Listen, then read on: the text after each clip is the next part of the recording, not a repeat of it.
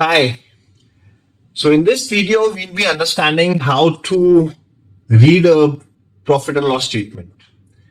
These are one of the basic things in fundamental analysis. मैं हमेशा बताता हूँ कॉल हम जब क्वांटिटेटिव एनालिसिस कर रहे हैं यानी कि अब हम सारी balance sheets profit and loss statements को पढ़ेंगे, कैश फ्लो स्टेटमेंट्स को पढ़ेंगे। ये सारी स्टेटमेंट्स हमारे को कंपनी कितनी हेल्दी है, कंपनी फाइनेंशियली कितनी हेल्दी हमको पता चलता है और ये हमारे लिए बहुत इंपॉर्टेंट है। देखने से पहले मैं कुछ दिखाने से पहले आपको ये बताना चाहूंगा कि हमारा जो मेन इंटरेस्ट होता है why we are investing in stock market to beat the FD returns. FD में 6% रिटर्न्स हैं, 5.5 है, 7 है, तो हमको उसके रिटर्न्स को बीट करना है। तो हमको ऐसी कंपनी सिलेक्ट करनी है उनकी फाइनेंशियल्स को देख के कि वो रेगुलरली सेल्स बढ़ा रही है, रेगुलरली प्रॉफिट्स अच्छे दिखा रही है, then we would like to invest in a company, right. So हम देखेंगे कि सेल्स कैसे बढ़ती हैं, रेगुलरली अगर बढ़ रही हैं तो हाँ हमारे को एक कॉन्फिडेंस आता है। कुछ ऐसा कई बार ऐसा भी होता है किसी क्वार्टर में, देखिए पहले मैं आपको और चीज थोड़ी सी बता दूं, हर क्वार्टर में जितनी भी पब्लिक लिस्टेड कंपनी है हर क्वार्टर में अपने रिजल्ट्स दिखाती है। Q1, Q2, Q3 and Q4 her quarter में रिजल्ट्स आते हैं एंड हम क्वार्टरली भी रिजल्ट्स को चेक कर दें क्या क्वार्टरली भी ग्रो कर रही है और ईयरली भी चेक कर दें ईयरली भी ग्रो कर रही है नहीं कर रही है। इससे हमारे को फेथ आता है कंपनी एक अच्छी डायरेक्शन में जा रही है, कंपनी ग्रोथ दिखाएगी तो we will definitely get good returns, right. So let me take you on the screen, let me take you, मैं आपको सारा दिखा देता हूं कि how to read a balance sheet. Okay, तो पहले हम क्या करेंगे, हम स्क्रीनर में चलते हैं। स्क्रीनर हमारी एक वेबसाइट है जो हमारे लिए हमको काफी हेल्प करेगी। screener.in पे आप जाएंगे, हम टीसीएस को अभी हम एनालाइज करते हैं। टीसीएस मैंने डाला है एंड टीसीएस की हम प्रॉफिट एंड लॉस स्टेटमेंट देखना चाहेंगे, right. So let me go to the profit and loss statement. ये क्वार्टरली रिजल्ट्स, तो अब हम जून क्वार्टर की बात करते हैं टीसीएस की। टीसीएस ने जून क्वार्टर में कैसे रिजल्ट शो करे हमारे लिए बहुत इंपॉर्टेंट है। मैं दोबारा बता रहा हूं आपको, हर कंपनी हर क्वार्टर में रिजल्ट्स दिखाती है, हमको क्वार्टरली भी देखना है, ईयरली भी कंपनी को देखना है कंपनी कैसा परफॉर्म कर रही है। अगर परफॉर्मेंस अच्छी है तो we will continue with that. अगर परफॉर्मेंस अच्छी नहीं करी इसका मतलब ये नहीं हम एग्जिट कर लेंगे, हम तब भी देखेंगे क्योंकि एक अच्छी कंपनी के साथ हमको बंधन है। कई बार एक दो क्वार्टर अच्छे नहीं भी जाते तो दैट इज परफेक्टली फाइन। एक बड़ी कंपनी को हम एक एक्सक्यूज भी दे देते हैं even if they didn't perform that well. तो मैं अब टीसीएस के रिजल्ट्स मैंने टीसीएस के रिजल्ट्स खोल दिए हैं। जून 22 की बात करते हैं, ये आपके सामने अगर हम यहाँ देखेंगे यहाँ पे सेल्स लिखा हुआ है, राइट। सेल्स का मतलब कि कितनी रेवेन्यू कंपनी ने जनरेट किया है इस पर्टिकुलर क्वार्टर में। तो 52,000 का क्वार्टर आप देख सकते हैं और ये इन्होंने ये भी लिखा हुआ ईयरली ग्रोथ जो आप देख रहे हैं 16.18% ईयरली ग्रोथ है। ईयरली की बात करें तो यही हम मैच करेंगे जून 21 से। जून 21 में 45,000 करोड़ की सेल्स थी और जून 22 में 52,000 करोड़ की सेल्स थी। तो यस, ईयरली भी ग्रोथ है और क्वार्टरली भी अगर हम देखें क्वार्टरली भी 50 से 52 है तो क्वार्टरली भी ग्रोथ है, तो एक पॉजिटिव साइन है कंपनी के लिए। तो ये हम सेल्स हम यहां से मैच करते हैं, कंपनी की सेल्स बढ़ रही नहीं बढ़ रही है तो हमारे लिए एक पॉजिटिव साइन है, ग्रीन सिग्नल है हमारे लिए। उसके बाद रेवेन्यू तो कंपनी का जनरेट हो रहा है बट उसके बाद हमने क्या देखना है, एक्सपेंसेस। क्या कंपनी के खर्चे तो नहीं बढ़ गए, क्योंकि ऐसा नहीं होना चाहिए कि रेवेन्यू बढ़ रहा है और खर्चे इतने बढ़ गए कि प्रॉफिट ही नहीं आ रहा, क्योंकि लास्ट में हमको प्रॉफिट्स भी देखने हैं। तो एक्सपेंसेस यस, और ये भी आपको थोड़ा न्यूज से भी अवेयर रहना है। हमको ये पता है कि इस टाइम एट्रिशन लेवल बहुत है ऑल टेक कंपनीज में, जितनी भी आईटी कंपनीज में उसमें एट्रिशन लेवल बहुत ज्यादा है, बहुत लोग ड्रॉप ऑफ हो रहे हैं। तो उससे क्या हो रहा है, कंपनीज को थोड़ा सा इस क्वार्टर में स्पेशली, अब मैं आपको और थोड़ा सा बता देता हूँ, जितनी भी टेक कंपनीज और जितनी भी नॉर्मल कंपनीज होती हैं Q1 में एक्सपेंसेस बढ़ जाते हैं क्योंकि बोनस मिलता है बहुत लोगों को।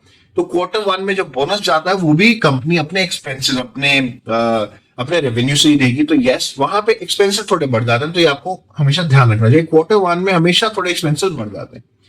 तो हमने सेल्स देखी, उसके बाद हम एक्सपेंसेस भी देखेंगे कि क्या कंपनी के एक्सपेंसेस बढ़े हैं। यस, बिल्कुल बढ़े, इनफैक्ट काफी सब्सटैंशियली बढ़े हैं और इसकी वजह से भी थोड़ी सी नेगेटिविटी आई है पूरे टेक सेक्टर में because of the attrition level. और एट्रिशन लेवल जो हुआ है, एट्रिशन काफी हो रहा है, उसकी वजह से काफी लोगों तभी एक्सपेंसेस बढ़ गए।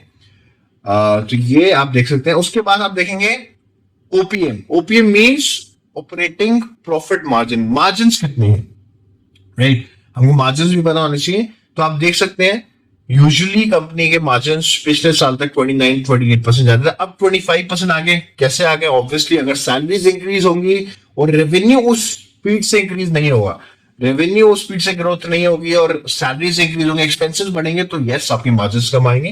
तो ये एक रीजन रहा है। अदर इनकम, अदर इनकम क्या होती है? अदर इनकम यानी कि जो और सोर्सेज से कंपनी में इनकम आती है। बहुत सी, जैसे कंपनी का जो सरप्लस पैसा है वो कभी किसी कंपनी के स्टॉक्स खरीद सकती है, कभी इंटरेस्ट किसी एफडी करा सकती है। तो जो भी अदर इनकम या किसी और, जितनी भी अदर इनकम से जो सोर्सेज आते हैं उसको हम अदर इनकम में काउंट करते हैं। इंटरेस्ट की बात करूं तो यस, अगर हम कंपनी किसी चीज में किसी लोन दिया हुआ है, शॉर्ट टर्म या लॉन्ग टर्म जो लोन दिया हुआ है, इंटरेस्ट जा रहा है।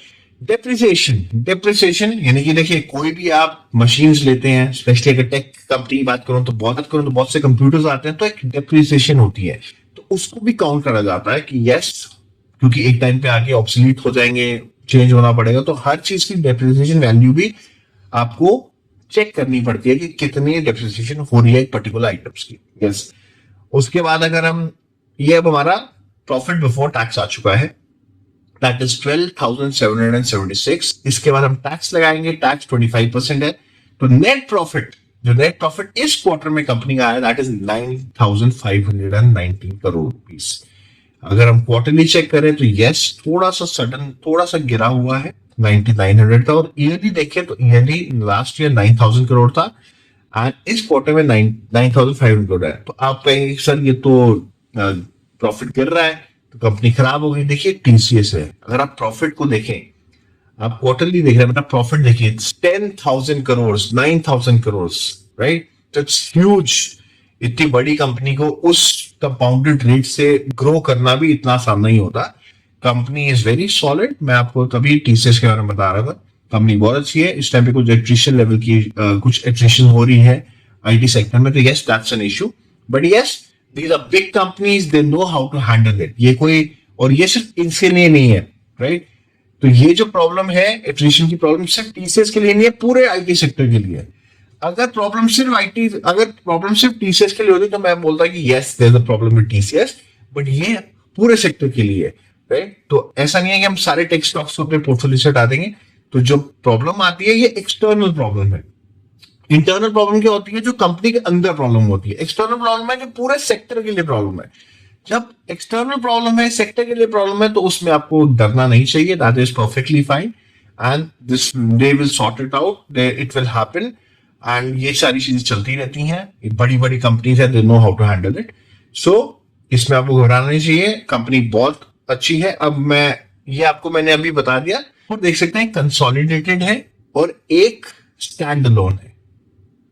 दो बैलेंस शीट, दो प्रॉफिट लॉस स्टेटमेंट आती है, दो बैलेंस शीट्स आती हैं, एक स्टैंड अलोन और एक कंसोलिडेट। कंसोलिडेट का मतलब क्या है कि जितने मर्जर एंड एक्विजिशंस करूंगा, जितनी मैं एक्विजिशन करता हूं, कि मैंने कल एक और कंपनी खरीद ली, स्टैंड अलोन का मतलब कि सिर्फ मेरी परफॉर्मेंस कैसी है, मेरी कंपनी की परफॉर्मेंस कैसी है। और कंसोलिडेटेड का मतलब जितनी मैंने एक्विजिशंस करी है, मैंने अगर 4 कंपनीज को एक्वायर किया है तो उसकी भी प्रॉफिट एंड लॉस स्टेटमेंट मेरी कंपनी के अंदर दिखाया जाएगा। यानी कि अगर उनके सेल्स जितनी है, अगर चाहे उनकी 100 करोड़ सेल है तो टीसीएस प्लस उनकी 100 करोड़ ऐड हो जाएंगी।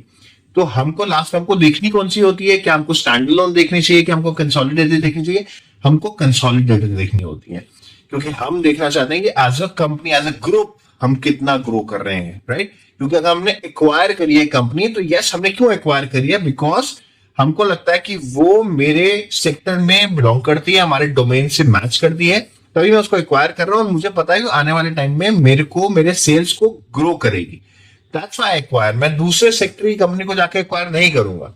सो यस, टीसीएस जो कंसोलिडेटेड आपको देखनी होती है, तो कंसोलिडेटेड आप प्रॉफिट लॉस स्टेटमेंट देखेंगे, इससे आपको सारा का सारा फिगर समझ में आ जाएगा। ये मैंने आपको क्वार्टर दिखाया है, अब मैं आपको ईयरली भी दिखा देता हूं। ये ईयरली दोबारा आपको बता रहा हूं, हमको कंसोलिडेटेड देखनी है। ऊपर आपको स्टैंड अलोन और कंसोलिडेटेड दोनों दिखाया जाएगा। आपने कंसोलिडेटेड पे क्लिक करना है। अब कंसोलिडेटेड फिगर्स हम देखेंगे। अब आप देख सकते हैं यहाँ पे मार्च 2011, 12, 13, 14 ये ईयरली आप देख सकते हैं। और ये टीटीएम का मतलब क्या होता है? Last 4 quarter, last 4 quarters, and इसको बोलते हैं ट्रेलिंग 12 मंथ्स कि पिछले 12। क्योंकि अगर जैसे ये पूरे ईयर का होता है, जैसे अब हम Q1 में हैं, तो यहाँ पे टीटीएम का मतलब क्या है कि पिछले 4 क्वार्टर को मिला के इन्होंने बनाया गया है, राइट? तो हम उससे भी मैच कर सकते हैं। बट हम मार्च 22 की देखते हैं। मार्च 22 में टोटल ईयर की जो परफॉर्मेंस थी 38,000 करोड़ कंपनी का प्रॉफिट था। आप सेल्स देख सकते हैं 1,91,000 करोड़ की सेल्स थी। एक्सपेंसेस 138 थे एंड ओपीएम 28% था। मार्जिन भी अच्छे थे। इस अभी जो टीटीएम चल रहा है उसमें मार्जिन थोड़े से कम है एंड इंटरेस्ट देख सकते हैं आप, डेप्रिसिएशन देख सकते हैं एंड उसके बाद टैक्स अगर आप लगाएंगे तो टोटल प्रॉफिट का जो कंपनी का जो प्रॉफिट है वो 38,449 करोड़ था, जो कि ईयरली काफी अच्छी ग्रोथ थी। तो यस, इससे हमको एक अच्छा पॉजिटिव साइन मिलता है, कंपनी अच्छी है। और मैं आपको दोबारा बता रहा हूं, कंसोलिडेटेड आपने देखनी है। एक्सटर्नल प्रॉब्लम्स होती हैं, अगर एट्रिशन प्रॉब्लम है तो एक्सटर्नल प्रॉब्लम है। अगर एक सेक्टर के लिए प्रॉब्लम है, एक्सटर्नल प्रॉब्लम है, that is perfectly fine. Internal problem है, अगर कंपनी के अंदर का प्रॉब्लम, जैसे पीछे इन्फोसिस में एक खबर आई थी, पीछे एक न्यूज हुई थी, जैसे विवेक रक्का जी जो इन्फोसिस के सीईओ थे, उन्होंने रिजाइन कर दिया था। अब ये एक इंटरनल प्रॉब्लम है। जब भी कोई सीईओ लेवल के कोई रिजिग्नेशन देते हैं तो उसमें एक कहीं ना कहीं एक नेगेटिव न्यूज आती है, तो तब आप देख सकते हैं एक थोड़ी प्रॉफिट बुकिंग होती है। बट ये जो एक्सटर्नल प्रॉब्लम है एट्रिशन का, इस सारे पूरे सेक्टर के लिए, दैट्स परफेक्टली फाइन। आपको उससे डरना नहीं चाहिए, दैट्स ओके। सो ये हमारी प्रॉफिट एंड लॉस स्टेटमेंट, हम इसको ऐसे रीड करते हैं। कंसोलिडेटेड में जाना होता है, उसके बाद आप सेल्स, एक्सपेंसेस और सारी डेप्रिसिएशन को देख के आप लास्ट में जो आपका प्रॉफिट होगा आप देख सकते हैं। आपको ध्यान क्या रखना है? आपने ध्यान रखना है कि ईयरली ग्रोथ है और क्वार्टरली ग्रोथ है। अगर इसमें ग्रोथ आ रही है तो यस, एक अच्छी कंपनी के साथ है और हमारा ईपीएस, अर्निंग पर शेयर बढ़ेगा और हम एक अच्छी कंपनी के साथ है। क्योंकि हमारा मेन टारगेट क्या है? हमको एफडी के रिटर्न्स को बीट करना है। तो हमको देखना है कंपनी